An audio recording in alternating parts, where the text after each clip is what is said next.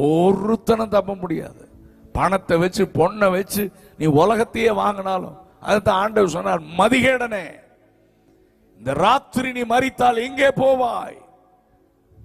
மனிதன் உலகம் முழுவதிலும் ஆதாயப்படுத்தினாலும் தன் ஆத்துமாவை, தன் ஜீவனை நஷ்டப்படுத்தினால் அவனுக்கு லாபம் என்ன? இன்னைக்கு எல்லாம் மனிதனுடைய சிந்தையே பணம் பணம் பணம், பணம் சம்பாதிக்கணும், பெரிய ஆளாகணும். அதுக்காக எத்தனை பேரை வேணா தள்ளலாம், எத்தனை பேரை வேணா கொல்லலான்ற மிருகத்தனமான புத்தி இன்றைக்கு மனிதனுக்குள் வந்திருக்கிறது. மற்றவங்க மேல பொறாம, நான் மட்டும்தான் நல்லா இருக்கணும்ன்ற சுயநலம், இதெல்லாம் வருகைக்கான அடையாளம். பின்னால நிருபங்களிலே ஆவியானவர் மிக தெளிவாக எழுதி வைத்திருக்கிறார். சுவாப அன்பு இருக்காது, பணப்பிரியரா இருப்பாங்க, தற்பிரியரா இருப்பாங்க. ஹல்லேலூயா. ஆனால் தேவனை ஆராதிக்கிறவர்கள் இதுல மாட்டிக்கொள்ள கூடாது. ஆமென். பணமோ எல்லாவற்றிற்கும், ஆனால் பண ஆசை எல்லா தீமைக்கும் வேறாய் இருக்கிறது. கரங்களை உயர்த்தி அல்லேலூயா சொல்லுங்க. ஆமென். அளவுக்கு மீறி ஆசைப்படக்கூடாது. நேத்து கூட ஜோஷு அவங்க பிரதர்லாட்ட தம்பி மாட்ட நான் கொஞ்ச நேரம் நைட்டு பேசிட்டு இருந்தேன். ஆமென். கடன் வாங்கக்கூடாது. ஆமென் சொல்ல மாட்டீங்க, ஏன்னா அத்தனை பேர் வாங்கியிருப்பீங்க. இருக்கிறீங்களா இல்லையா? ஹல்லேலூயா. பைபிள் சொல்லு, இனி யாராவது பிரசங்கம் பண்றது, நீயோ கடன் வாங்காது இருப்பாய், அநேக ஜாதிகளுக்கு கடன் கொடுப்ப. இது வசனம் தானே, இதையே விசுவாசிக்க மாட்டேன். நான் சொல்றேன், நீங்க விசுவாசித்தீங்கன்னா கர்த்தர் உங்களை அப்படி நடத்துவார். ஏன்னா என்ன அப்படி நடத்துகிறார், ஆகவே நான் பிரசங்கம் பண்றேன். என்கிட்ட நான் கடன் கிடையாது, நான் எதுக்கு வாங்கணும்? ஆண்டவர் தர்றதுல சந்தோஷமா வாழ்றோம். என்கிட்ட கிரெடிட் கார்டு கூட கிடையாது. நான் டிபார்ட்மெண்ட்ல ஒர்க் பண்ணும் போது கிரெடிட் கார்டெல்லாம் கொண்டு வந்து ஆபீஸ்லயே ப்ரொமோட் பண்ணி கொடுத்தான்.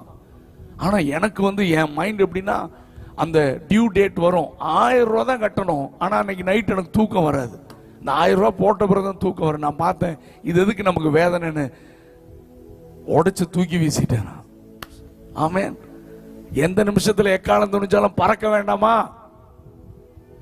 ஆமா, 4 பேர் தான் அல்லேலூயா சொல்றாங்க, மற்றதெல்லாம் பறக்கிற ஐடியா இல்லை போல. ஆமென். இருக்கிறீங்களா இல்லையா? ஆமென். சீக்கிரமா ஆமென் கடன்லாம் கொடுத்து தீர்த்துருங்க. ஆமென். ஹல்லேலூயா. Price God. இன்னைக்கு இந்த செய்திகள் எல்லாம் இப்படி எல்லாம், அதாவது குருட்டாட்டமான கிறிஸ்தவம் போயிட்டு இருக்கு. ஆமென். சகோதரர் ஜெபிக்கும் பொழுது கடன் பிரச்சனை எல்லாம் மாறப்போகிறது. அது என்ன புஷ்ஷுன்னு பேங்க்ல மறைஞ்சிருமா? லெட்ஜர்ல என்ன கம்ப்யூட்டர்ல இருந்து எல்லாம் போயிருமா என்ன? நான் சொன்னேன், நீ ஜெபம் பண்ணாலும் நடக்காதியா, திரும்ப கட்டினாதான் கடன் பிரச்சனை மாறும். ஆனா நீங்க ஜெபம் பண்றதுக்கு முன்னால் ஒரு ஆலோசனை கொடுக்கணும். இனிமேல் கடன் வாங்க மாட்டேன்னு தீர்மானம் பண்ணி நான் ஜெபம் பண்றேன். ஒரு அல்லேலூயா சத்தமா சொல்லுங்க.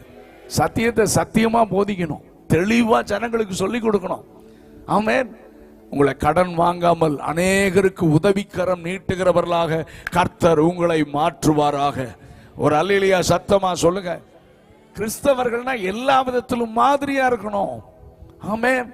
இந்த பூமி, இந்த உலகத்துல இப்போ எல்லா அரசாங்கங்களும் நம்ம அத்தனை பேரையும் கடன்ல சிக்க வைக்க அவன் அட்ராக்டிவா பேசுறான்.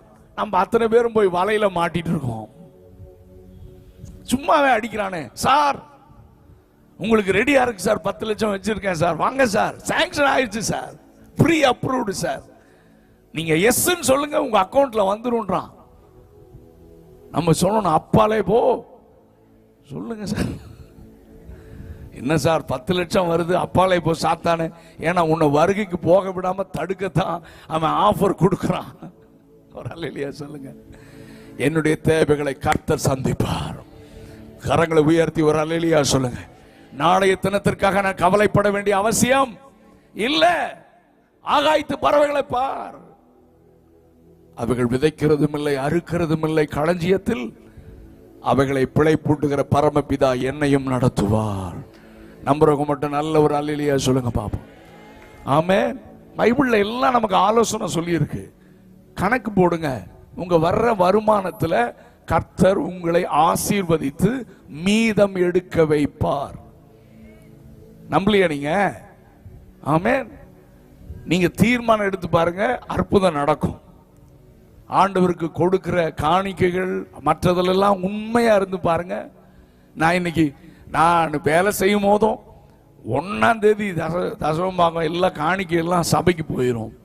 நான் இப்போ ஊழியம் செஞ்சாலும் என்கிட்ட வர்ற பணத்தில் 1ஆம் தேதி அந்த டயத்து போடாம எங்க வீட்டு வாடகை கூட நாங்கள் போட மாட்டோம். நானும் என் மனைவியும் வாடகை போடணும் அப்படின்னு சொன்ன என் மனைவி சொல்லுவா, டயத்து போட்டீங்களா, காணிக்க அனுப்பிச்சிங்களா? முதல்ல அனுப்பிச்சு எங்க பாஸ்டர்கிட்ட வேணா ஃபோன் பண்ணி கேளுங்க. PN புதூர் ஃபுல் காஸ்பல் சபை பாஸ்டர் கேட்டு பாருங்களேன். இவர் கதை விடுறாரா, உண்மையா சொல்றாரான்னு அவரை கேட்டுங்க. ஃபுல் காஸ்பல்ல இங்க போனீங்கன்னா ஃபோன் நம்பர் தருவாங்க. என்ன பாக்குறீங்க ஒரு மாதிரியா? ஆமீன். முதலாவது தேவனை கனப்படுத்துங்க. அதுக்கப்புறம் நீங்க சொல்லுங்க, நான் கடன் வாங்க மாட்டேன், என்னை நடத்தும் என்று ஆண்டவர்கிட்ட சொல்லுங்க. உங்களை இந்த ஆண்டிலே ஆமீன் கர்த்தர் மீதம் எடுக்கிறவர்களாக, மற்றவர்களுக்கு உதவி செய்கிறவர்களாக கர்த்தர் உங்களை உயர்த்த வல்லமை உள்ளவராக இருக்கிறார். கைகளை உயர்த்தி சத்தமா அல்லேலூயா சொல்லுங்க பாப்போம். ஆனா கால கொடுமை என்னன்னா, இப்போ கடன் வாங்காதான்னு பிரீச் பண்ற சபைகளே கடன் வாங்க ஆரம்பிச்சிருச்சு. காலம் மாறுது. எங்க சபையிலன்னா நான் எதிர்ப்பு தெரிவிச்சேன். பக்கத்தில் இடம் வாங்கணும், நீங்க எல்லாம் கடன் வாங்கி கொடுங்கன்னு சொன்னாங்க. நான் சொன்னேன், உபதேசத்திலிருந்து நம்ம என்ன செய்யக்கூடாது, சத்தியத்தை விட்டு போகக்கூடாது. ஆமென். நம்முடைய முன்னோர்கள், முற்பிதாக்கள், பரிசுத்தவான்கள்லாம் நமக்கு கற்றுக் கொடுத்தது வேதம், கற்றுக் கொடுத்தது விசுவாசம். அந்த இடம் வேணும்னா கர்த்தர் தேவைகளை சந்திப்பார். அல்லேலூயா சொல்லுங்க. நான் திருச்சியில ஒரு பெரிய சபை, அவர் பாஸ்டர் சொன்னார், இந்த சபையை கட்டுறதுக்கு 6-7 கோடி ஆச்சுன்னாரு. அவங்க வீட்டில் டைனிங் டேபிளில் உட்காந்து சாப்பிட்டுட்டு இருக்கோம். அவர் இதை கேட்டாலும் கேட்கட்டும், அதை பற்றி எனக்கு கவலை இல்லை. சாப்பிட்டுட்டு இருக்கும்போது சொல்றார், பிரதர் 6 கோடி, இப்போ எனக்கு 4 கோடி கடன் இருக்கு. இது ஆணுடைய நாம் மனைவிக்கான சாட்சி. அதை விட சொன்னார் சூப்பரா, எல்லாம் விசுவாசிகள்கிட்ட தான் வாங்கியிருக்கேன்னா இருப்பாரு. கடன் எங்க வாங்கியிருக்காரு சொல்லுங்க? ஆமா, விசுவாசிகள்கிட்ட வாங்கி 1ஆம் தேதி ஆனா நான் வட்டி கொடுக்கிறேன் விசுவாசிகளுக்கு பாருங்க. எனக்கு சாப்பாடு அதுக்கு மேல இறங்கல, தெரியாத இடத்துக்கு வந்து மாட்டிட்டோமோ. அதுக்கப்புறம் அங்க போறல, கூப்பிட்டாலும் போறது இல்லை. ஒரு அல்லேலூயா சத்தமா. நாம் மாதிரிகளாக இருக்கணும். கரங்களை உயர்த்தி அல்லேலூயா சொல்லுங்க. ஏன்னா ஆண்டவர் வாசற்படியில வந்து நின்று கொண்டிருக்கிறார். இயேசு சீக்கிரமாக வரப்போகிறார். ஆமென். கர்த்தர் கொடுக்கிற அத்தனை வாக்குத்தத்தங்கள், வார்த்தைகளை நம்ம பிராக்டிஸ் பண்ணணும். ஆமென். நான் வளர்ந்த சபையில, நான் ரட்சிக்கப்பட்ட சபையில பாஸ்டர் யோபு அவர்களுக்கு அந்த சபை தெரியும். கோயம்புத்தூர்ல பழைய பெண்டிகாஸ்டல் சர்ச். சென்னையில் இருக்க சுந்தரம் ஐயா தான் அங்க அந்த சபையை ஆரம்பிச்சாங்க. எங்களுடைய தாத்தா வந்து சென்னையில் ஆரம்பிச்சாங்க. சுந்தரமையா எழுதின புஸ்தகத்தை நீங்க வாசித்து பார்த்தீங்கன்னா தெரியும். பாஸ்டர் பொன்ராஜ் இவங்கெல்லாம் ஒன்னா TPMல இருந்து வெளியே வந்த ஆட்கள். அந்த நேரத்தில் ஒரே ராத்திரி ஆண்டவர் பாஸ்டர் பொன்ராஜ் சொன்ன, நீ புறப்பட்டு கோயம்புத்தூர் போ. பாஸ்டர் சுந்தரத்திட்ட சொன்னா, நீ புறப்பட்டு சென்னைக்கு போ. அன்னைக்கு போனும் கிடையாது, ஒன்றும் கிடையாது. ஆவியானவர் நடத்தினபடி அவங்க போனாங்க. ஹல்லேலூயா. அதுக்கப்புறம் அந்த சபையில இன்னைக்கு வரைக்கும் நல்ல உண்மையான உபதேசம், சத்தியத்தில் காம்ப்ரமைஸ் பண்ணாத ஒரு சபை. அங்கெல்லாம் கன்வென்ஷன் நடக்கும். அது உங்களை மாதிரி தான், கிருபாசன மாதிரி தான். ஆமீன். கார் பில்டிங் நடக்கும், பில்டிங் கட்டணும்னு வாங்க. ஆமீன். அதெல்லாம் பாஸ்டர் சொல்லுவார், இவர்கிட்ட கர்த்தர் ஏவனா கொடுத்துருக்கேன்னுவாரு. அப்புறம் எல்லாம் வேலை முடிஞ்சு பார்த்தா மிச்சம் தான் இருக்கும். யாரையும் கழுத்து பிடிச்சி வாங்குறது இல்லை. ஊழியத்தில் ஃபண்ட் ரைஸ் பண்ணா அப்படிதான் ரைஸ் பண்ணணும். கரங்களை உயர்த்தி அல்லேலூயா சொல்லுங்க. ஆமென். கடன் வாங்கி கொடு, கர்த்தர் உன்னை ஆசீர்வதிப்பார். உன் காலை ஒடிக்கணும். என்ன அல்லேலூயா சொல்ல மாட்டேங்கிறீங்க? பயம் பார்க்கிறா? நான் தானே பேசுறேன். கர்த்தர் நல்லவர். இந்த நாட்களில் ஆதி சபையின் அனுபவத்திற்கு சபை திரும்ப வேண்டும். கரங்களை உயர்த்தி அல்லேலூயா சத்தமா சொல்லுங்க. ஆமென். வசனம் தான், வசனம் மாறாது. ஆமென். நீங்கள் ஏன் இதெல்லாம் சொல்றேன்னா, இயேசு சீக்கிரமாக வரப்போகிறார். எதிலும் நீங்கள் மாட்டிக்கொள்ளாதிருங்கள். ஆமீன். அவர் எக்கால சத்தம் துணிக்கும் போது வெயிட்லெஸ்ஸா இருக்கணும். ஆமீன். உடனே பறந்து போய் அவரோடு கூட வாழ கர்த்தர் நமக்கு அனுக்கிரகம் செய்வாராக. ஹல்லேலூயா. போதும் என்ற மனதுடனே கூடிய மிகுந்ததாய், போதும் இருக்கிற இடம் போதும், இருக்கிற வீடு போதும். ஆமென். ஆமா, வீடு கட்டியே ஆகணும் இல்ல, எல்லாம் கட்டுறோம்லாம் நமக்கு சேர்த்து தான் கட்டுறோம். அதான் நம்ம பாலிசி. ஹலோ, ஆமா, கோயம்புத்தூர்ல எந்த நினைச்சேன்னா எங்க வேணா வீடு மாத்துவேனா. இருக்கிறீங்களா இல்லையா? ஏன்னா கட்டுறவன் அவனுக்கு மட்டும் கட்டல, எனக்கு சேர்த்து தான் கட்டுறான். கட்டி 2 let போட்டுறான். அல்லேலூயா. நேத்து கூட ஒரு தம்பி கேட்டாரு, அண்ணன் நீங்க இன்னும் வீடு எதுக்கே வீடு, எல்லாம் நமக்கு சேர்த்து கட்டுறாயா. வாடகை கொடுக்கறதுக்கு கர்த்தர் கரக்க நம்ம அதாவது நம்மளை வெட்கப்படவே விட மாட்டார். 1ஆம் தேதி எங்க அபார்ட்மெண்ட்ல நான் ஹவுஸ் ஓனர் நம்பர் கொடுக்குறேன், கேட்டு பாருங்க. என்னுடைய வாடகை தான் முதல்ல விழுகும். ஆண்டுடைய பிள்ளைகளை கர்த்தர் வெட்கப்படுத்துவாரா? ஒரு அல்லேலூயா சத்தமா சொல்லுங்க. அது நான் அரசாங்கத்தில் வேலை செஞ்சப்பவே அவன் எனக்கு உண்மையா இருந்தான். இப்ப கர்த்தருக்கு ஊழியம் செஞ்சா கர்த்தர் எனக்கு உண்மையா இருக்க மாட்டாரோ? அழைத்தவர் உண்மையுள்ளவர். கரங்களை உயர்த்தி ஒரு அல்லேலூயா சொல்லுங்க. எந்த காரியத்திலும் சிக்காதீங்க. இயேசு சீக்கிரமாக வரப்போகிறார். பரிசுத்தமாய் இருக்கிறவன் இன்னும் பரிசுத்தமாய் இருக்கட்டும், நீதி செய்கிறவன் இன்னும்.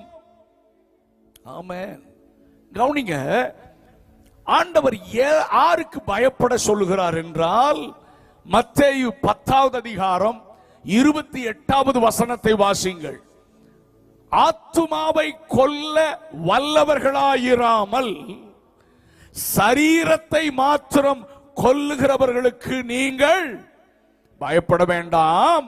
அடுத்த வார்த்தை, ஆத்துமாவையும் சரீரத்தையும் நரகத்திலே அழிக்க வல்லவருக்கு பயப்படுங்கள். கரங்களை உயர்த்தி அல்லேலூயா செய்யுங்க. மனிதனுக்கு பயப்படுகிற பயம் கண்ணியை வருவிக்கும். கர்த்தருக்கு பயப்படுகிற பயம் உன்னை பரலோகத்திலே கொண்டு போய் சேர்க்கும். ஹல்லேலூயா. இங்க ஆண்டவர் மிக தெளிவாக சொல்லுகிறார், வருகிற நாட்கள் கொடுமையான நாட்களாக இருக்கும். சபை ஒரு உபத்திரவத்திற்கு வழியாக கடந்து செல்ல நேரிடும். ஆமென். இன்னைக்கு நான் பரிசுத்த ஆவியால் ஏவப்பட்டு எல்லா இடத்துலையும் சொல்றேன். நான் அப்படி இப்படியே ஜாலியா கன்வென்ஷன் நடத்திட்டு அப்படி செலிப்ரேட் பண்ணிட்டு போலாம்னு நினைச்சுக்காதீங்க. ரொம்ப நெருக்கமான ஒரு சூழ்நிலையை சபை சந்திக்க போகிறது. Be prepared. அதுக்கு ஆயத்தமா இருங்க. என்ன, என் சரீரத்தை கொல்ல வரவனுக்கு நான் பயப்பட மாட்டேனா? மரணம் உன் கூரெங்கே, பாதாளமே உன் ஜெயம். இயேசுவை மறுதலிக்கல நான் கொன்றுவேன். கொன்னுகோ, அடுத்த நொடி நான் ஆண்டவரோட கூட வாழ்வேன். எனக்கு நிச்சயம் இருக்கு. உனக்கு இருக்குதா? ஆமென். நீ இன்று மரித்தால் எங்கே போவாய்? ஹல்லேலூயா. இயேசுவை சொந்த இரட்சகராக ஏற்றுக்கொண்டு இயேசு கிறிஸ்துவின் இரத்தத்தினால் இலவசமாக கிடைக்கிற பாவ மன்னிப்பை பெற்று இந்த சத்திய வேதம் கூறுகிற பரிசுத்த பாதையிலே நடக்கிறவர்கள் தான் பரலோகத்தை சுதந்தரிப்பார்களே ஒழிய சும்மா ஆமென் கேட்டும் மன கடினப்பட்டு ஆமென் இந்த காதுல கேட்டு அடப்போங்கடா இவனுக்கு வேற வேலை இல்ல, சும்மா இயேசு வர்றாரு நியாயாதிபதின்னு சொல்லுவான்னு நீ இந்த வார்த்தையை தூக்கி எறிஞ்சிட்டு போலாம். ஆனா நீ தண்டனைக்கு தப்பவே முடியாது. சபையில ஒரு விசுவாசிகளும் அப்படிதான், ஏன் பிரசங்கம் பண்ற ஊழியர்களாகிய நாங்களும் அப்படித்தான். பயத்தோடு நாம் பூரணப்படுத்த முன்னால போயிட்டே இருக்கணும். தேவ பயத்தோடு என்ன செய்யணுமா? ஆமா, நல்ல கவனிங்க. அப்ப ஆத்மாவையும் சரீரத்தையும் நரகத்தில் அழிக்க வல்லவருக்கு பயப்படுங்கள். லூக்கா 12லயும் இந்த வசனம் இன்னும் கொஞ்சம் எலாபரேட் எழுதியிருக்கு. லூக்கா 12:4-5 5வது வசனம் வாசிக்கிறேன். நீங்கள் இன்னாருக்கு பயப்பட வேண்டும் என்று உங்களுக்கு காண்பிக்கிறேன். கொலை செய்த பின்பு நரகத்திலே தள்ள வல்லமை உள்ளவருக்கு பயப்படுங்கள். ஆம், அவருக்கே பயப்படுங்கள் என்று உங்களுக்கு சொல்லுகிறேன்.